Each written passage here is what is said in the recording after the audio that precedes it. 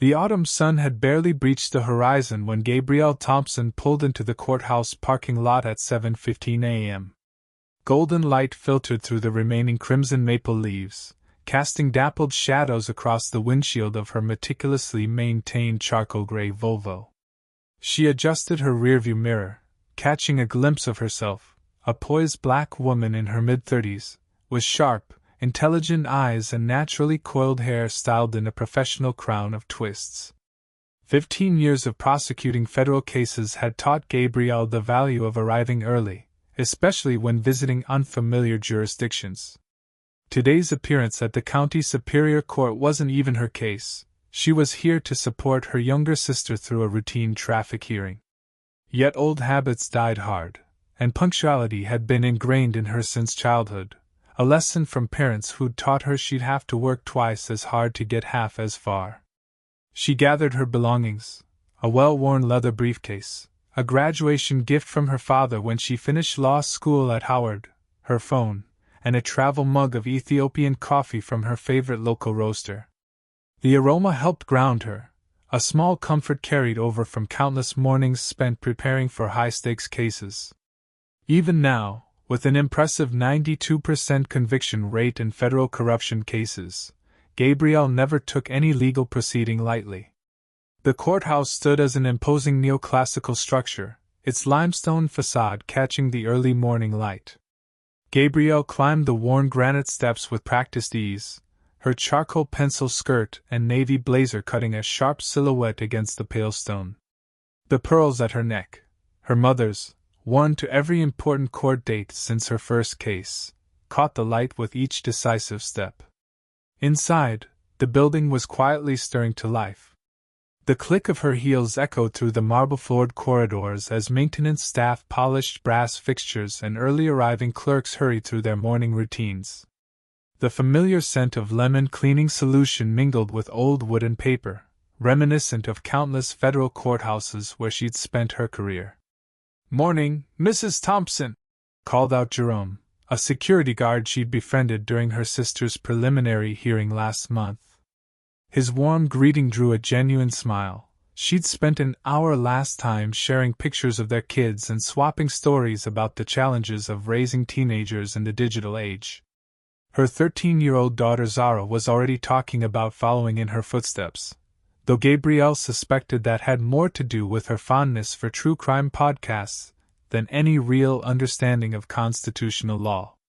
"Good morning, Jerome. How's Marcus doing with his college applications?"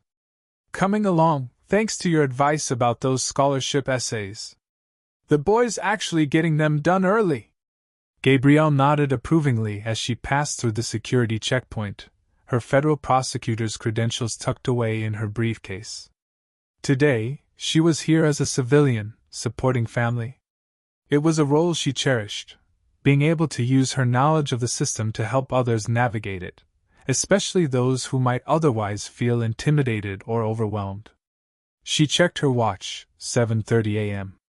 Her sister's hearing wasn't until 9 o'clock, but Gabrielle planned to use the time to review some briefs for her current case, a complex money laundering scheme she'd been untangling for months. Finding a quiet bench in the third-floor corridor, she settled in with her coffee and papers, occasionally glancing up to observe the building's awakening. Court officers arrived in pressed uniforms, lawyers hurried past with cardboard boxes of documents, and gradually, the dazed defendants began to filter in, many looking lost or anxious in the imposing space. The sound of a heavy door clicking shut drew her attention. Down the hall, Judge William Harrison emerged from his chambers, his black robe billowing slightly as he walked. Gabrielle had done her research, appointed to the bench 5 years ago, known for running an efficient courtroom but with a reputation for being particularly stern with traffic violations. His silver hair and wire-rimmed glasses projected an image of wisdom, though the tight set of his jaw hinted at less patience than his 60-some years might suggest. Gabrielle took another sip of coffee, her mind already analyzing potential approaches to help her sister navigate the upcoming hearing. She'd spent her career reading judges, jurors, and witnesses, learning to pick up on the subtle tells that could make or break a case. Though today she wasn't here as Federal Prosecutor Thompson, that sharp instinct, the one that had helped her break through countless barriers in her field, remained ever present, quietly observing, always prepared. At 8:45 a.m., Gabrielle's sister Maya rushed through the courthouse doors, her normally composed demeanor slightly frazzled. The babysitter was late, and then traffic was terrible, and… "You're still early," Gabrielle assured her, rising from the bench. "Let's head to courtroom 3B. The sisters made their way down the corridor, their resemblance evident despite their different styles, Maya's teacher casual contrasting with Gabrielle's courtroom polish. Other defendants were already lining up outside the courtroom, creating an impromptu hierarchy of business suits versus casual wear. A court officer emerged, his eyes scanning the growing crowd. "If you're here for traffic court, form a line against the wall. Judge Harrison wants all paperwork ready before you enter." The officer's tone carried the weariness of someone who'd repeated these instructions countless times, though Gabrielle noticed his voice softened when addressing the professionally dressed individuals. As they joined the line, Gabrielle observed the subtle dynamics at play. The officer carefully examined Maya's registration and insurance documents, his scrutiny more intense than it had been for the young white man in the suit ahead of them. When Maya fumbled slightly with her papers, the officer's exasperated sigh spoke volumes. "Ma'am, we need to keep the line moving. If you're not prepared." "The documents are in order," Gabrielle interjected smoothly, her voice carrying the quiet authority that had cowed countless courtroom opponents. The officer's eyes flickered to her, then back to Maya's papers, before grudgingly waving them through. Inside courtroom 3B, the hierarchy became even more pronounced. The bailiff was directing traffic violators to wooden benches on the left, while attorneys and their clients were guided to cushioned seats on the right. Before Gabrielle could speak up, the bailiff gestured firmly toward the left benches. "Traffic violations, left side," he stated flatly, barely glancing at them. "Actually," Gabrielle began, but Maya touched her arm. "It's fine, Gabby. Let's just sit." They found seats in the second row of hard benches. Around them, the demographics of the seating arrangement told its own story, the left side predominantly filled with people of color and working-class whites, the right side a sea of suits and leather briefcases. A young white woman in a designer dress, arriving after them for a traffic violation, was automatically directed to the right side seating. Judge Harrison entered precisely at 9 a.m., his robes impeccably pressed. "All rise," the bailiff called, and the shuffling of feet filled the courtroom. As everyone settled back into their seats, Gabrielle noted how the judge's gaze lingered differently across the two sides of his courtroom, his expression shifting subtly from acknowledgement to assessment. The proceedings began with the right side of the courtroom. Each case moved swiftly, Judge Harrison's tone remaining conversational, almost collegial. Fines were reasonable, payment plans readily offered, and explanations were heard with patient attention. A young white executive had his speeding ticket reduced after a brief explanation about rushing to a business meeting. The atmosphere shifted palpably when the judge turned his attention to the left side. His tone grew crisper, his questions more clipped.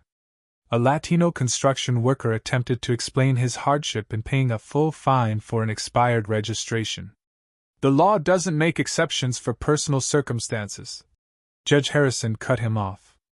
"Next case." When Maya's name was called, she approached the podium with the quiet dignity Gabrielle had always admired in her younger sister. The charge was minor, failure to come to a complete stop at a stop sign, but Judge Harrison's demeanor suggested a far graver offense. "Ms. Thompson," he began, peering over his glasses, "do you make a habit of ignoring traffic laws?" "No, Your Honor. This is my first. Because I see here you had a parking citation 3 years ago." Gabrielle felt her jaw tighten.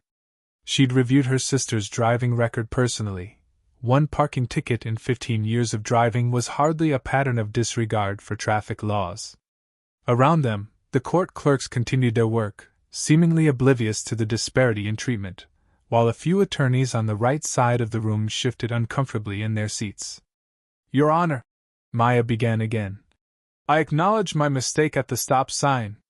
I've maintained a clean driving record except for. The fine is $400.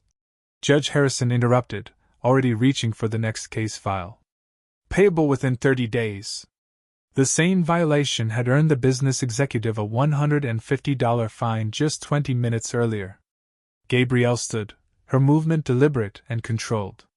The rustle of her silk blazer seemed to echo in the suddenly silent courtroom.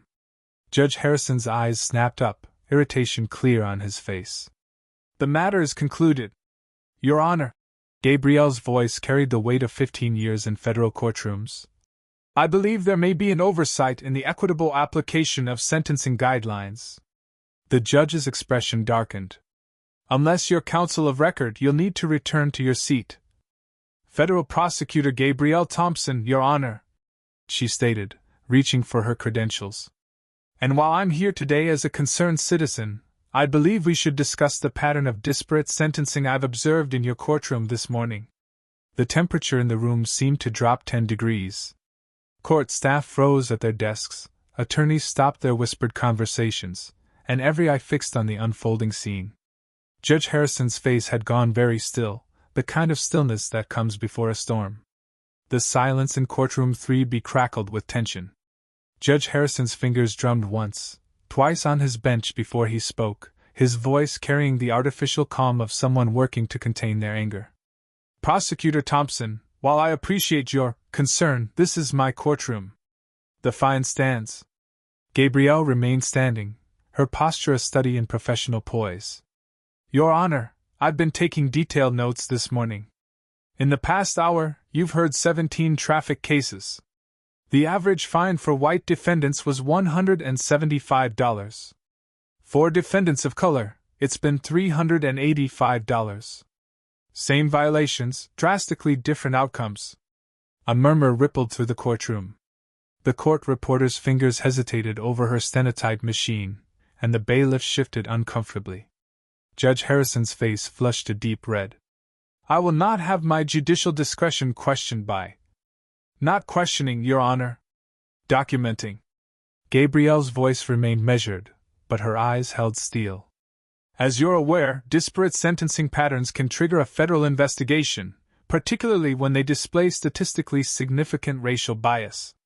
She opened her briefcase, withdrawing a slim notebook. For instance, this morning you fined Mr. James Peterson $150 for rolling through a stop sign, citing his clean record save for one incident 3 years ago. My sister Maya Thompson has the identical driving history, the identical violation, yet you've imposed a $400 fine. The only observable difference is their race. The young executive from earlier, Peterson, had the grace to look uncomfortable, suddenly very interested in his shoes. From the gallery, Maya watched her sister with a mixture of pride and anxiety, recognizing the subtle signs of Gabrielle in full prosecutor mode, the slight tilt of her head, the precise rhythm of her speech, the way she laid out evidence like placing cards in a royal flush. Ms. Thompson, Judge Harrison's voice had taken on a dangerous edge. You are bordering on contempt. Actually, Your Honor. Gabrielle's tone remained perfectly respectful even as she pulled out her federal prosecutor's badge, letting it catch the fluorescent light. I'm bordering on initiating a formal Department of Justice inquiry into systematic discrimination in sentencing practices. As you're aware, my office has jurisdiction over civil rights violations in the federal judicial district that includes this courthouse. The revelation landed like a thunderclap. Judge Harrison's face went from red to white so quickly it was almost comic. The court clerk actually gasped, quickly covering it with a cough. On the right side of the courtroom, several attorneys were hurriedly taking notes, while the left side had gone deathly quiet, years of suspicion suddenly validated in this moment. I was not aware of your position, Judge Harrison managed, his earlier authority withering under the weight of realization. No, you weren't, Gabrielle agreed smoothly. You saw 2 black women and made assumptions. The same kind of assumptions that have led to demonstrably disparate treatment in your courtroom this morning. Now, would you like to reconsider the fine in my sister's case, or should I begin formal documentation for a pattern and practice investigation? The silence that followed was absolute. Even the usual shuffle of papers had ceased. Judge Harrison's hands, when he raised them to remove his glasses, trembled slightly. Behind him, the American flag hung limp in its corner, its promise of equal justice under law casting a silent judgment over the proceedings. "The court," he began, then cleared his throat. "The court revises the fine to $150, consistent with similar cases." He couldn't quite meet Gabrielle's eyes. "Ms. Thompson, Maya Thompson, you have 30 days to pay. Next case." But Gabrielle wasn't finished. "Your Honor, while I appreciate the adjustment in my sister's case, it doesn't address the underlying issue. Every person who appeared before you this morning deserves equal treatment under the law. I move that you review and adjust all fines imposed today to ensure consistency across similar violations, regardless of the defendant's race or appearance." A bead of sweat traced its way down Judge Harrison's temple.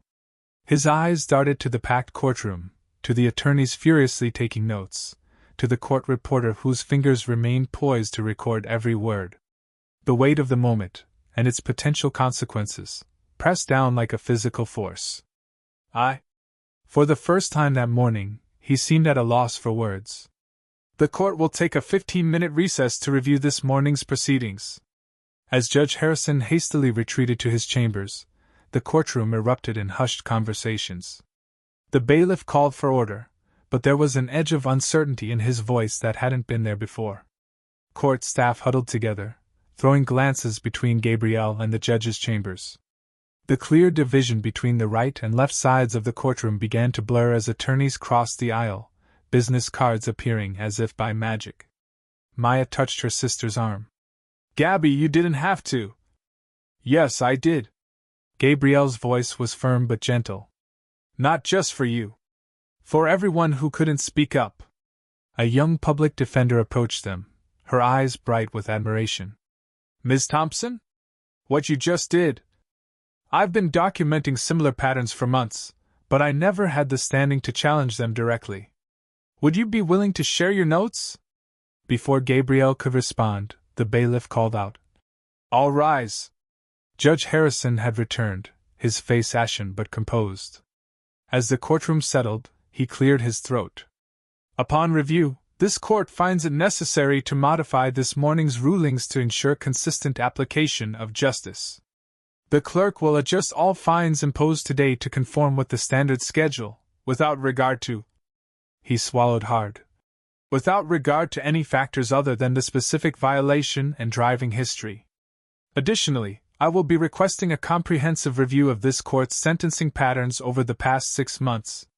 He paused, seeming to age years in the moment of silence that followed. "This court stands adjourned for the day. Ms. Thompson, Federal Prosecutor Thompson, my chambers, if you please. We have matters to discuss regarding judicial oversight and reform." As the gallery began to clear, the impact of what had just occurred rippled through the courthouse.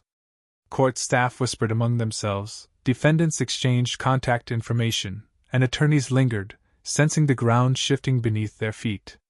In the midst of it all, Gabrielle stood tall, her mother's pearls catching the light, a beacon of change in a system that had too long resisted it.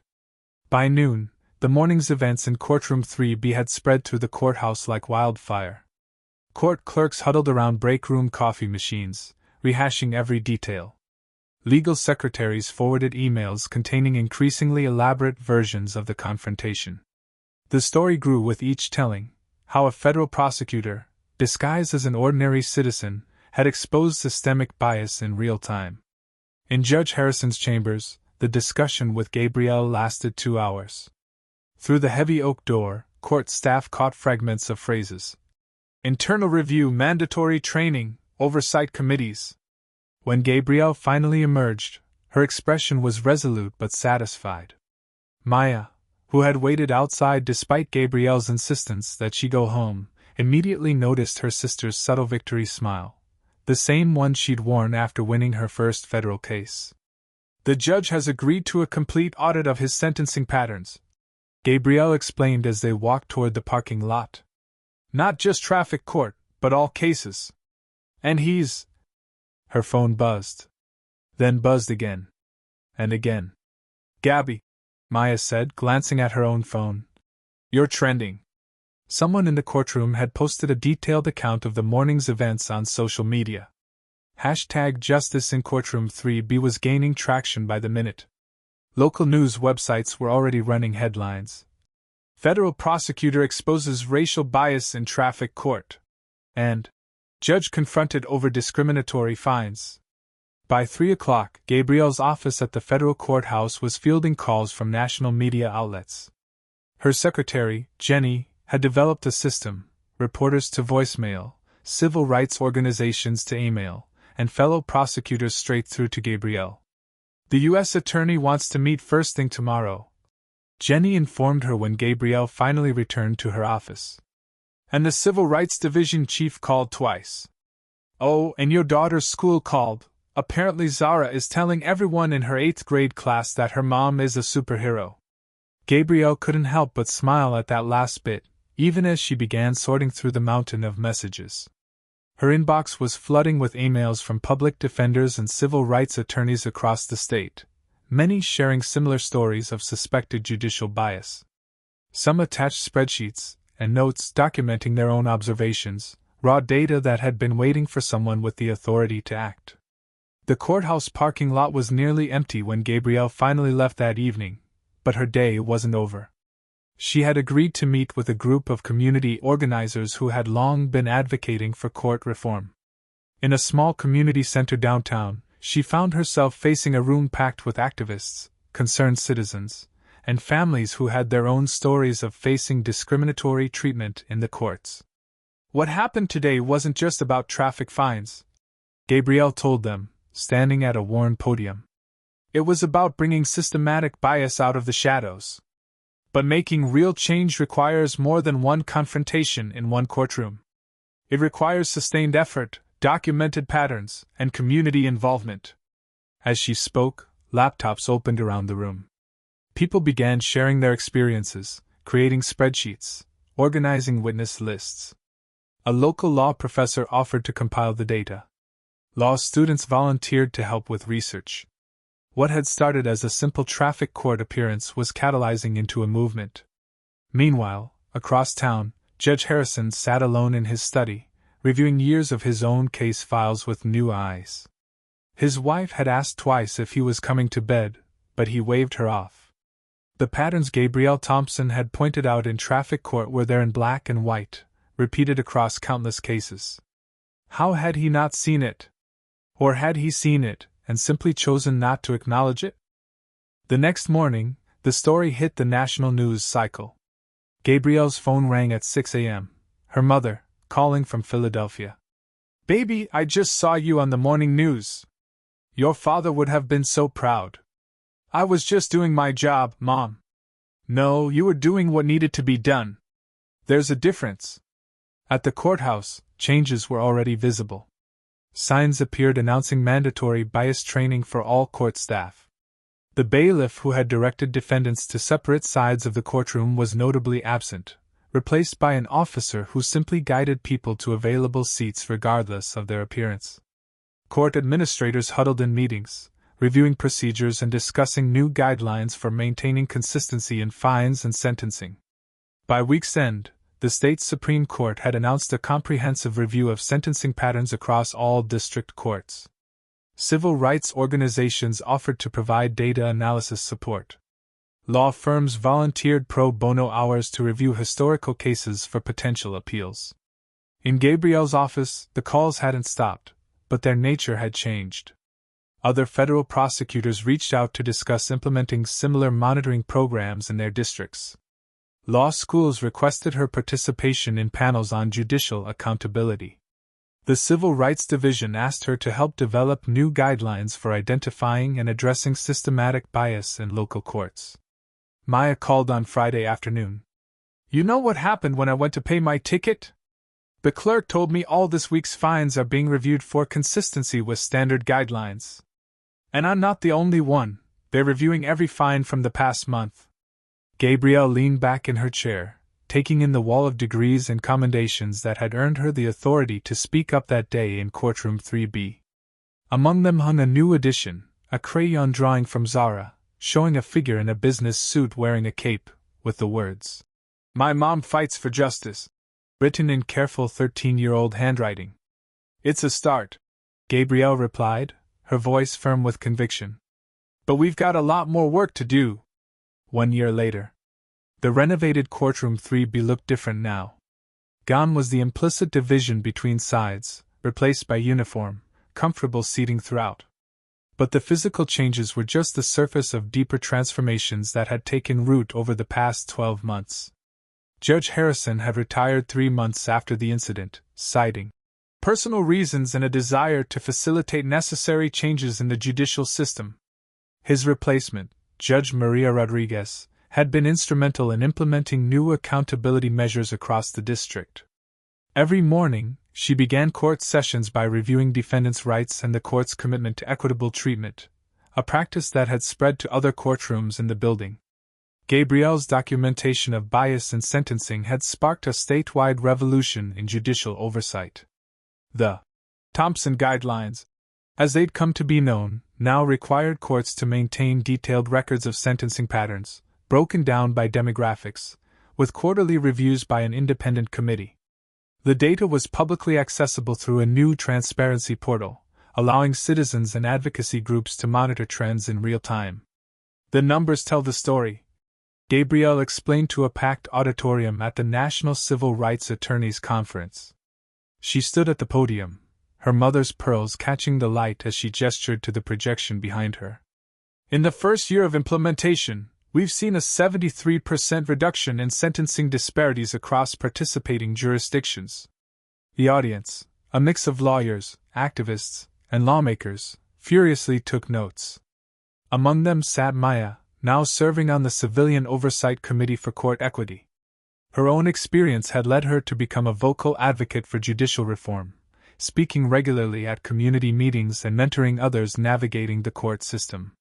Back in her office at the federal courthouse, Gabrielle's wall had acquired new decorations.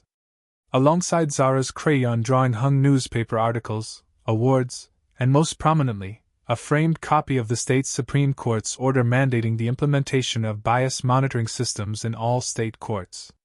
But her favorite addition was a simple photograph, herself and Maya standing with a group of community organizers outside the governor's office after the signing of the Judicial Accountability Act. The law, which had passed with surprising bipartisan support, codified many of the changes that had begun in Courtroom 3B.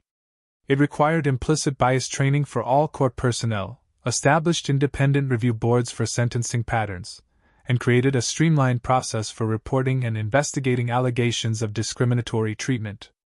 Judge Harrison's replacement wasn't the only staffing change. The courthouse had undergone a dramatic transformation in its personnel practices. The bailiff who had enforced seating segregation was now working as a security guard at a shopping mall. The court administrator had been replaced by a reformer who had spent years advocating for judicial equity. Even the parking attendant who had once carefully directed luxury cars to premium spots was gone, replaced by an automated system that assigned spaces randomly. But perhaps the most significant changes were the ones that couldn't be captured in statistics or legislative text. Law students now studied the Courtroom 3B incident as a case example of how individual action could catalyze institutional change. Public defenders felt empowered to challenge patterns of bias, knowing they had both data and precedent to support their arguments. Community members entered the courthouse with a new sense of confidence, aware that their right to equal treatment was being actively monitored and protected. The ripple effects had spread far beyond the local jurisdiction. Other states had begun adopting similar reforms, often consulting with Gabrielle's office on implementation. The Department of Justice had created a specialized unit focused on identifying and addressing systematic bias in local courts, using the Thompson Guidelines as a foundation for their investigations. "Mom, we're going to be late," Zara called from the doorway of Gabrielle's office. Now 14, she had grown into a passionate advocate herself, starting a social justice club at her high school. Today, she was accompanying her mother to a special session at the courthouse. The ceremony marking 1 year of reforms was being held in the main courtroom. As Gabrielle entered with Zara, she noted how different the atmosphere felt from that morning a year ago. The tension and implicit hierarchy had been replaced by a sense of genuine equality under the law. Court staff greeted everyone with the same professional courtesy, regardless of their appearance or attire. Federal Prosecutor Thompson, Judge Rodriguez welcomed her warmly. Would you do us the honor of saying a few words? Gabrielle approached the podium, surveying the packed courtroom. She saw faces she recognized from that first morning, defendants who had faced discriminatory fines, attorneys who had witnessed the confrontation, court staff who had been part of the old system and helped build the new one. Maya sat in the front row, beaming with pride. A year ago, in this building, we witnessed how deeply rooted bias can be, even in systems designed to deliver justice. Gabrielle began. But we also witnessed something else, the power of speaking up, of demanding better, of holding our institutions accountable to their highest ideals. She paused, touching her mother's pearls, a gesture that had become familiar to those who knew her story. The changes we've seen prove that transformation is possible when we have the courage to confront uncomfortable truths and the persistence to build better systems. But our work isn't finished. Equal justice isn't a destination, it's a continuous journey of vigilance, accountability, and growth. Looking out at the gathered faces, Gabrielle saw not just the progress they'd made, but the promise of further change to come. The incident in Courtroom 3B hadn't just exposed problems in the system, it had revealed the system's capacity for meaningful reform when people dared to stand up and demand it. 5 years later, the autumn sun painted the courthouse steps in familiar golden hues as Gabrielle Thompson climbed them once again. The worn granite had been recently restored, but she could still trace the path she'd taken that pivotal morning. The memory felt both distant and immediate, like a page from someone else's story that had somehow become interwoven with her own. Today was different, though. Today, she wasn't here as a federal prosecutor or a concerned sister. She was here to witness her daughter Zara's first appearance as a student attorney in the courthouse's newly established civil rights clinic. Inside, the building hummed with the same energy it always had, but the tone had shifted. The security guard at the entrance, a young woman who had graduated from the court's community liaison program, greeted everyone with the same warm professionalism. The walls, once adorned with stern-faced judges of the past, now featured a diverse array of artwork created by local artists, celebrating the community's journey toward justice. Gabrielle paused at the third-floor corridor, her hand instinctively reaching for her mother's pearls, now Zara's, given to her when she started law school. Through the open door of Courtroom 3B, she could hear her daughter's clear voice presenting arguments in a case challenging discriminatory housing practices. "The data speaks for itself, Your Honor," Zara was saying, her confidence echoing her mother's. "The Thompson guidelines for pattern recognition clearly show." A smile touched Gabrielle's lips. The guidelines that had begun in this very courtroom were now being cited by a new generation of advocates. The systematic changes they'd fought for had become tools in younger hands, wielded with the assurance of those who had grown up expecting justice to be truly blind. Maya appeared at her side, now dressed in the business attire of her role as chair of the State Judicial Review Board. "Remember when we thought this was just about a traffic ticket?" she whispered, linking arms with her sister. "We've come a long way," Gabrielle agreed, watching as Judge Rodriguez, recently nominated to the federal bench, listened attentively to Zara's arguments. The courtroom itself stood as a testament to transformation. The old divisions had been replaced by a circular seating arrangement that fostered equality and dialogue. A digital dashboard displayed real-time statistics on case outcomes, ensuring transparency in judicial decisions. Above the judge's bench, alongside the American flag, hung a plaque with words that had become the courthouse's unofficial motto. "Justice sees no differences." As Zara concluded her arguments, Gabrielle noticed former Judge Harrison in the back row. He attended these sessions regularly now, not as a judge but as a student, learning from the very changes his actions had inadvertently sparked. Their eyes met briefly, and he offered a small nod, an acknowledgement of how far they'd all come from that confrontational morning. After the session, they gathered in the courthouse garden, a space that had once been a neglected parking lot. Community members tended the flowers here, creating a place of reflection and healing. Zara, still buzzing with the energy of her first court appearance, hugged her mother tightly. Did you see? They're using your framework to track housing discrimination patterns now. The whole system you built, it's actually working. Gabrielle touched the pearls at her daughter's neck, feeling the weight of generations, her mother's wisdom, her own courage, and now Zara's passionate idealism. The system works because people like you keep making it better, she said. Each generation builds on what came before. As the evening light filtered through the maple trees, casting long shadows across the garden paths, Gabrielle observed the diverse group of people moving through the courthouse plaza. Law students discussed cases with veteran attorneys. Community advocates chatted with judges about local initiatives. Court staff and citizens mingled without the old barriers of status or prejudice. The courthouse no longer stood as an intimidating symbol of authority, but as a living testament to the possibility of change. The morning in Courtroom 3B had been just the beginning, a pebble creating ripples that continued to spread, touching lives far beyond what anyone could have imagined.